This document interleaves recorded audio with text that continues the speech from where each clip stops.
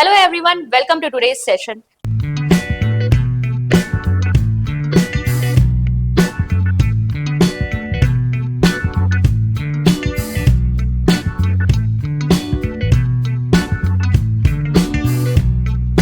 आज के सेशन में हम डिस्कस करने वाले हैं आपके केवीएस वैकेंसी और उसकी डिटेल्स को। और आज हमारे साथ मौजूद हैं गुरुजी उत्तराखंडी और वेदश्री क्लासेस के ओनर दीपक पंत सर। Welcome sir. तो आप जानते ही हैं कि हमारा केवीएस का जो नोटिफिकेशन है अभी 14 नवंबर को आया और इस नोटिफिकेशन में हमें देखने को मिला कि पूरा सिलेबस चेंज हो गया है, पेपर पैटर्न चेंज हो चुका है। अभी तक अगर बच्चे तैयारी कर रहे थे तो उनको काफी झटका लगा होगा, शॉक लगा होगा इससे। और अभी इसकी एग्जाम डेट्स भी जो है वो रिलीज कर दी गई हैं, जो कि है आपकी 10 और 11 जनवरी। तो सर सबसे पहले तो आप हमें बताएंगे कि इसका जो पैटर्न है वो किस प्रकार से चेंज हुआ है, क्या न्यू पैटर्न है हमारा। ठीक है, तो मैम अभी कुछ दिनों पहले अगर हम बात करेंगे 14 नवंबर के आसपास जो है ये विज्ञप्ति आपकी निकली थी। केंद्रीय विद्यालय संगठन और नवोदय विद्यालय समिति के अंतर्गत जो है वो अलग अलग पोस्ट हैं, जहाँ पे मल्टीटास्किंग आपकी पोस्ट भी है। आपका जो प्राइमरी टीचर की आपकी वैकेंसीज हैं वो निकली हुई हैं, जो टीजीटी लेवल की आपकी हैं या जूनियर असिस्टेंट हैं उनकी आपकी यहाँ पे निकली हुई है। फिर इससे ऊपर एक लेवल पे बात करें तो जो पीजीटी की हैं, प्रिंसिपल की हैं, डिप्टी कमिश्नर है, इन सब की वैकेंसी जो है वो निकली हुई है। और यहाँ पे अगर हम इस बार एग्जाम पैटर्न की बात करेंगे तो यह जो एग्जाम है वो आपका हालांकि सबके लिए अलग अलग है, बट एक कॉमन अगर हम देखेंगे तो 3 जो लेवल है, 3 स्टेप्स में यहाँ पे ये एग्जाम होना है। पहला स्टेप जो है वो आपका जिसको हम टीयर 1 कह रहे हैं, सेकेंड स्टेप जो है वो टीयर 2 है, थर्ड जो है वो आपका इंटरव्यू है। अगर हम टीयर 1 की बात करेंगे वो सबके लिए कॉमन है और वो एक यहाँ पे जो है वो क्वालिफाइंग नेचर का है, मतलब उसके जो आपके मार्क्स हैं वो आपके फाइनल रिजल्ट में मेरिट में आपके काम नहीं आएंगे। तो ये एक पैटर्न जो है, जो हम आप कह रही हैं कि पैटर्न में क्या चेंज हुआ है, तो ये पैटर्न में आपका जो है वो चेंजेस हुए और ये आपका है। फिर उसके बाद यहीं पे अगर हम जो आपका टीयर 1 पास कर लेता है जो क्वालिफाइंग एग्जाम है, उसके बाद 1:10 में जो है वो जो हमारे एस्पिरेंट हैं उनको आपको मौका मिलेगा टीयर 2 में देने में। ठीक है। फिर उसके बाद जब वो टीयर 2 आपका क्लियर हो जाएगा तो वहां पे 1:3 में उन लोगों को जो है वो इंटरव्यू के लिए बुलाया जाएगा। कुछ वैकेंसी ऐसी है जिसमें इंटरव्यू नहीं भी है। अच्छा सर, ये 1:10 और 1:3 को एक बार बताएंगे। अच्छा ठीक है, तो हम एक यहाँ पे एक जनरल मान के चलते हैं। अगर सपोज करिए किसी भी एक सब्जेक्ट है, क्योंकि हर सब्जेक्ट में अलग अलग वैकेंसीज है, हर पोस्ट के लिए अलग अलग वैकेंसी है। एक अगर हम बात करते हैं, हम सपोज करिए एक सब्जेक्ट पकड़ लेते हैं, मैथमेटिक्स सब्जेक्ट पकड़ लेते हैं। फॉर एग्जांपल मैथ्स में जो है वो 10 आपकी वैकेंसी हैं, ठीक है। तो उसको इन 3 लेवलों से जाना है और वो चाहे टीजीटी हो या पीजीटी हो, कहीं पे भी हो जा सकता है। तो पहले में क्या है, जो आपके जितने भी हमारे एस्पिरेंट बनेंगे, तो जो आपका टीयर 1 में पास हो गए टीयर 2 देंगे, वो 10 के 10 गुण यानी 100 लोगों को जो है मौका मिलेगा टीयर 2 देने का। ठीक है। फिर वहां पर जो आपके क्लियर होंगे तो उसमें जो आपके इंटरव्यू देने वाले होंगे केवल 30 ही लोग देंगे। अच्छा, क्योंकि 10:3 मतलब 1:3 के हिसाब से है, तो 30 लोग जो है वो वहां पे देंगे। तो ये है 1:10, यानी एक पोस्ट के सापेक्ष 10 लोगों को बुलाएंगे टीयर 2 देने के लिए। अच्छा। फिर उसमें से जो आपके आएंगे, क्योंकि 100 लोग देंगे ना, 100 लोग वहां पे टीयर 2 देंगे, फिर उसमें 1:3 के हिसाब से जो है वो इंटरव्यू के लिए आपको बुलाएंगे। ये है। ठीक है सर, क्योंकि बहुत सारे नए कैंडिडेट्स होते हैं और उन्हें इस बात की पैटर्न की जानकारी नहीं होती है। और सर सिलेबस भी चेंज हुआ है इस बार। हाँ, सिलेबस भी जो है सिलेबस चेंज हुआ है। तो अभी जैसे हम पहले भी थोड़ा ऑफलाइन यहाँ पे बात कर रहे थे कि जो भी एस्पिरेंट यहाँ पर अभी देख रहे हैं, आप वो भी देखिए, इस समय जो है वो टीयर 2 की चिंता बिल्कुल नहीं करनी है। जैसा मैम ने आपको शुरू में ही बताया कि आपका जो एग्जाम है वो 10 और 11 जनवरी को यहाँ पे होना है। तो अगर आज के हिसाब से भी मान के चले तो लगभग आपके पास जो है 40 दिनों का समय बचा हुआ है। ठीक है। फिर उसके बाद आपको एक थोड़ा सा अच्छा टाइम मिलेगा रिजल्ट आने के बाद टीयर 2 की तैयारी करने के लिए। तो अभी जो आपका सारा का सारा फोकस है वो सारा का सारा फोकस आपका होना चाहिए टीयर 1 एग्जाम निकालने के लिए, जो सबके लिए कॉमन है। सिलेबस सबके लिए कॉमन है, बट जो लेवल है वो सबके लिए भी डिफरेंट होने वाला है। अच्छा। अभी हम इसके बारे में थोड़ा सा आपका डिटेल में बातें करेंगे। बट अगर हम जो सब्जेक्ट है उसकी हम बात करेंगे तो यहाँ पर अगर हम बात करते हैं तो आपका जो मैम यहाँ पे है ये पेपर होना है, 2 घंटे का पेपर होना है। ठीक है। 6 सब्जेक्ट जो है वो यहाँ पर आपके पूछे जाने, वो आप लोगों को समझ में आना चाहिए। 100 क्वेश्चंस आपके आने वाले हैं, बट एक क्वेश्चन पे आपको जो 3 नंबर मिलेंगे, यानी पेपर जो होगा वो टोटल 300 मार्क्स का होगा। अच्छा। बट क्वेश्चन आपके 100 ही रहेंगे। ठीक है। अब यहाँ पर हम बात करते हैं 6 सब्जेक्ट कौन कौन से हैं। जनरल रीजनिंग है, न्यूमेरिकल एबिलिटी यानी मैथमेटिक्स है, कंप्यूटर है और जीके है। ये 4 सब्जेक्ट ऐसे हैं जिसमें 20-20 क्वेश्चन पूछे जाने, 20-20 क्वेश्चन पूछे जाने। ठीक है। उसके बाद इंग्लिश जो है वो सबके लिए आपका कंपलसरी है, जिसमें 10 क्वेश्चन आपके बन के आने। फिर जो छठा जो 10 मार्क्स के आपसे पूछे जाने, वो लैंग्वेज आपको चूज करनी है।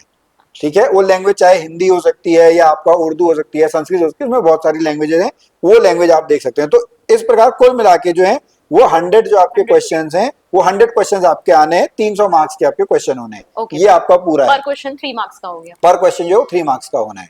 और नेगेटिव मार्किंग भी है यहाँ। हाँ बिल्कुल, नेगेटिव मार्किंग भी है। नेगेटिव मार्किंग जो 1/3 है। 1/3 नेगेटिव हाँ, मार्किंग। 1/3 कहने का मतलब है क्योंकि एक क्वेश्चन जो 3 नंबर का है, तो अगर आप एक गलत करते हैं तो आपका 1 नंबर कटेगा। बहुत बार लोग इसमें कंफ्यूज हो जाते हैं क्योंकि अदर एग्जाम्स में क्या होता है, एक ही नंबर का क्वेश्चन होता है। हाँ। क्वेश्चन भी एक है और नंबर भी जो है उसका एक है, तो वहां पे अगर 1/3 करेंगे तो 0.33 कटना है। हाँ। बट यहाँ पे क्वेश्चन जो है वो 3 नंबर का है, हाँ, तो आपका जो नंबर कटेगा वो 1 नंबर कटना है। 1 नंबर कटेगा अगर एक क्वेश्चन गलत एक हुआ है। क्वेश्चन अगर आप गलत करते हैं। ठीक है सर, इसका कोई डिफाइंड सिलेबस, जैसा कि हम कह रहे हैं कि यहाँ पे पैटर्न चेंज हुआ है, इसमें इन्होंने जो कंप्यूटर दे दिया है, जनरल स्टडीज दे दिया है, जो इसके लिए सिलेबस तो डिफाइन इन्होंने दिया नहीं है टीयर 1 के लिए यहाँ बिल्कुल, पर हाँ। नोटिफिकेशन में, तो तैयारी कहाँ से करें?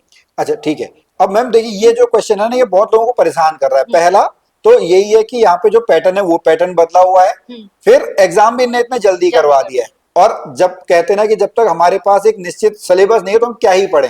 अब उसमें भी सब्जेक्ट अगर हम देखेंगे जनरल नॉलेज है, उसमें कुछ भी आ सकता है।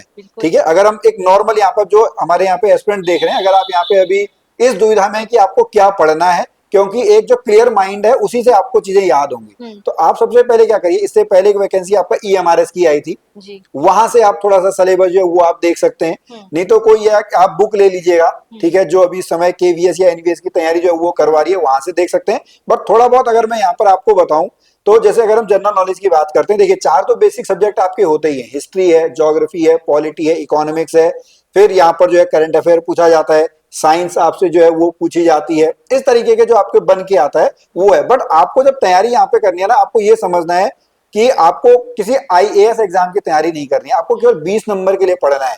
20 नंबर में इतने सारे सब्जेक्ट आपको पढ़ने हैं, तो आपको किस लेवल का पढ़ना है ये आप थोड़ा सा यहाँ पर जो है वो देख सकते हैं। नहीं तो आप DSSS का जो आपका पैटर्न है या लेवल जो है उस लेवल पे भी आप यहाँ पे देख सकते हैं। अभी हम लेवल के बारे में एक बात रह गई थी, उसको भी अभी हम डिस्कस करते हैं। बट जीके में आपका जो है इस तरीके से सब्जेक्ट चलेंगे, ठीक है। फिर चाहे रीजनिंग की बात करेंगे वो ईएमआरएस से जो है वहां से हम उठा सकते हैं, ठीक है। फिर जो आपके अदर जो अगर हम मैथमेटिक्स की बात करेंगे वो सिलेबस किसी न किसी अदर एग्जाम में आपका दिया हुआ है, ठीक है। और आपको जो लेवल है वो लेवल आपको यहाँ पे नहीं समझना है। फिर हिंदी और चाहे हम इंग्लिश की बात करेंगे तो देखिए जनरली जो है ग्रामर से आपके क्वेश्चन जो है वो आपके पूछे जाते हैं, वहां से आप जो है उसको डिफाइन कर सकते हैं। तो देखिए ऐसा एज पर सिलेबस डिफाइन नहीं है, बट टॉपिक्स आपको मिल सकते हैं। आप चाहे प्रीवियस ईयर अदर एग्जाम से आप देख लें या कहीं से भी आप देख सकते हैं, ईएमआरएस का सिलेबस आप जो है वहां से देख सकते हैं। ये है जी। मैं एक बार बताना चाहूंगी कि ईएमआरएस की बात हम इसलिए भी कर रहे हैं क्योंकि जो कंडक्टिंग बॉडी है, यानी कि जो ईएमआरएस का एग्जाम करा रही है और केवीएस एनवीएस का जो जॉइंट नोटिफिकेशन आया उसका जो एग्जाम कंडक्ट कराने वाली है वो सीबीएसई ही करवाने वाली है।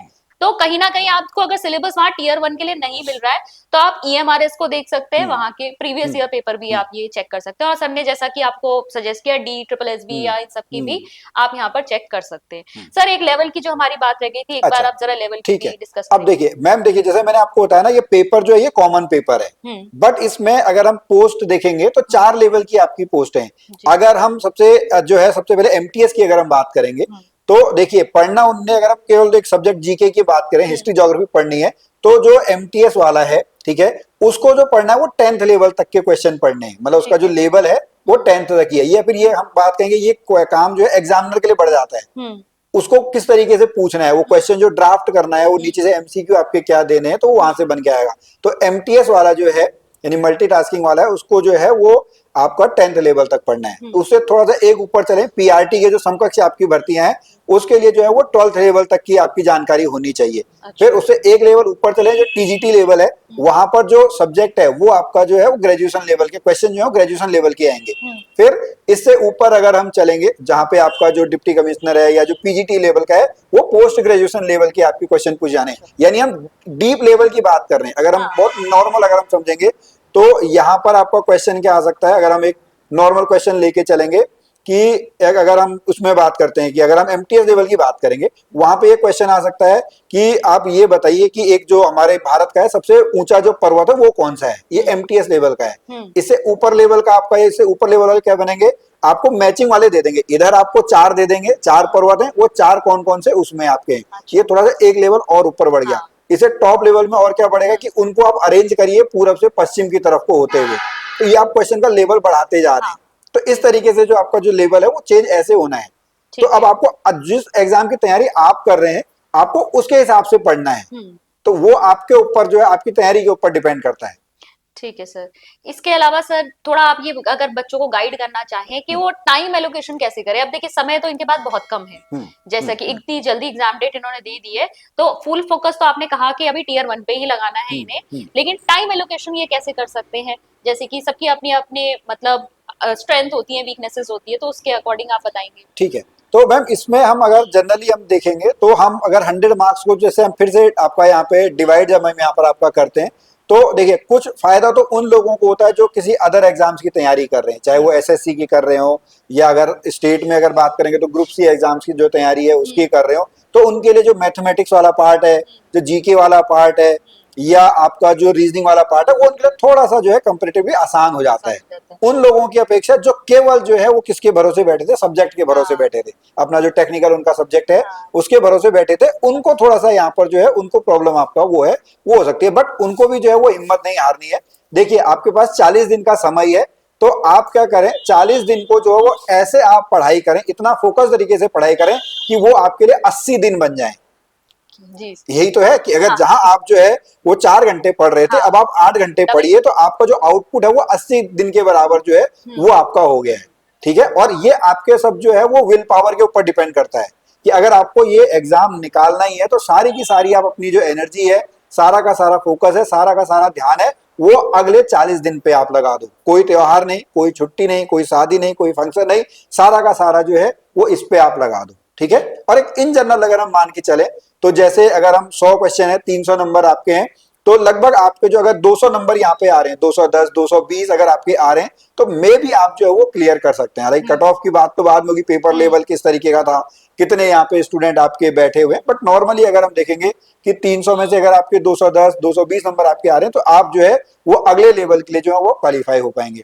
अब हम बात करते हैं कि आपके पास 40 दिन का समय है, तो आप उसको एलोकेट करना सीखिए।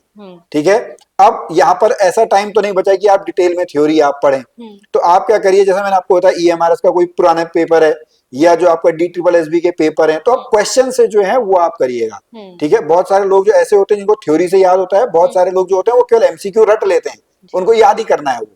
ठीक है, मैथमेटिक्स वगैरह में थोड़ा कंसेप्ट जो है वो आप थोड़ा समझ लें कि बहुत सारे क्वेश्चंस हैं आपके ऐसे हैं जो आने ही आने, जैसे कैलेंडर के ऊपर क्वेश्चन आपका बन के आता है, बोर्ड के ऊपर बन के आता है, ब्लड रिलेशन के ऊपर बन के आता है। ठीक है, एक अगर मैथ उसमें बात करेंगे जो त्रिभुज गिनने वाला, आकृति गिनने वाला होता है, तो ऐसे ये आपको किसी न किसी मेंटर से जो है वो पता लग जाएंगे, नहीं तो पुराने जो प्रीवियस ईयर के पेपर है वहां से आपको पता लग जाएगा कौन से आपके जो सब्जेक्ट है, कौन सा टॉपिक है वो ज्यादा आपका पूछा जा रहा था, उस पर ज्यादा आप फोकस करो। ठीक है, फिर यहाँ पर आपको जो है वो सबसे ऊपर, जैसे मैंने आपसे पहले भी कहा कि आपको एनर्जी पे बहुत ज्यादा ध्यान देना है। ठीक है, एमसीक्यू की प्रैक्टिस आपको पहले दिन से करनी है। जब भी आप ये वीडियो देख रहे हैं तो दिन भर में जितनी भी आप थ्योरी पढ़ें, शाम को उसका जो है वो एमसीक्यू आपको लगाने ही लगाने हैं। ठीक है, फिर आपको उसका रिवीजन करना ही करना है, दिन भर में जो भी आपने थ्योरी पढ़ी है वो आपको रिवाइज करना है। फिर आपको जो है हफ्ते के हफ्ते आपको जो है मॉक टेस्ट लगाने हैं। अगर हम देखेंगे, अगर आप हर संडे को एग्जाम देते हैं, तो जब तक आप एग्जाम देंगे तब तक आप 5 सेट पूरे कर चुके होंगे। आप दिसंबर मान के चलेगा, 4 हफ्ते वहां पे हो गए, एग्जाम देने से पहले 5वां एग्जाम है, 5 आप दे सकते हैं, छठा जो है वो सीधा आपका एग्जाम होगा, मॉक टेस्ट जो है। तो आपको इस तरीके से करना है, आपको पहले तो घबराना नहीं है, अपने दिमाग को आप ये इंस्ट्रक्शन दो कि मुझे हर हाल में 40 दिन में एग्जाम क्लियर करना है। जैसे ही आप अपने दिमाग को इंस्ट्रक्शन देते हो तो आपका दिमाग उसके रास्ते से जाता है। ठीक है, तो इस तरीके से जो है वो तैयारी कर सकते हैं। फिर पर्सन टू पर्सन जो है ये चेंज आपका होता है, आपने किस लेवल तक आप पढ़ रहे हो, कितना आपके पीछे जो है वो कहते हैं ना कॉन्फिडेंस आपके अंदर है कि आप ये निकाल भी पाओगे या नहीं निकाल पाओगे, बहुत सारी चीजें हैं। धन्यवाद सर, आपने बहुत ही अच्छी जानकारी हमको यहाँ पर दी। और जैसा कि आपने कहा कि ये जो कम समय है इसमें आपको डेडिकेटेडली आपको पढ़ाई पर फोकस करना पड़ेगा, और सर ने आपको बहुत ही अच्छी तरीके से यहाँ पे ब्रेक डाउन करके बताया है सब्जेक्ट्स कहाँ से देखें, कहाँ से आप सिलेबस देख सकते हैं, कैसे आप एमसीक्यूज कर सकते हैं। तो बहुत आपके सभी सवालों का जो है यहाँ पर उत्तर करने की यहाँ पर सर ने कोशिश करी है, हमने यहाँ पर कोशिश करी है। अगर इसके अलावा भी आपके कोई भी सवाल है इस वैकेंसी से जुड़े हुए, तो आप अपने कमेंट के माध्यम से हमको यहाँ पर लिखकर बता सकते हैं। आशा करती हूँ कि आपको आज की वीडियो पसंद आई होगी, आपके सभी सवालों के जवाब आपको मिले होंगे। धन्यवाद सर। Thank you.